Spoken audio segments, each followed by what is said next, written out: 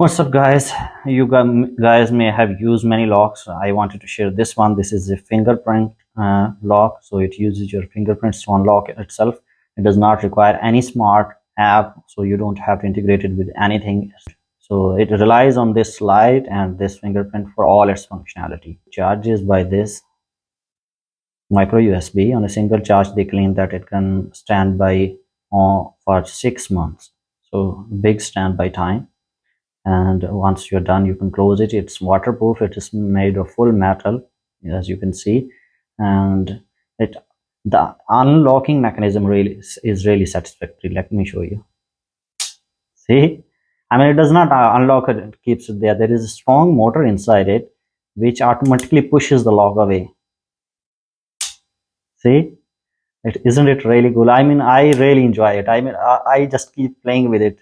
The satisfaction of this click and unlocking and unlocking, it's really satisfactory. You just keep playing with it. See, and for example, you want to register a new fingerprint, you may ask, how would you do that? So what you want to do is unlock it and don't lift your register fingerprint. You have to keep pressing it and it will turn on the blue light. Now I will register this index finger. Unless it turns green, keep registering it.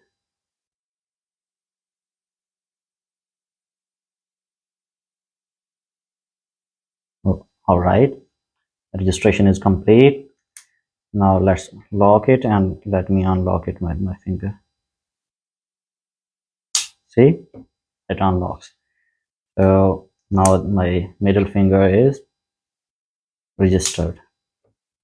That's how easy it is to register. You can register up to 10 different fingerprints, and even if the battery dies, for example, you locked something and battery is dead now, you don't need to worry. What you can do is just plug it in with your mobile phone or laptop or whatever power bank you have, and the first time the lights on, like it within a second the lights turn on, and then you can use your fingerprint. So you don't have to wait for its charge to complete.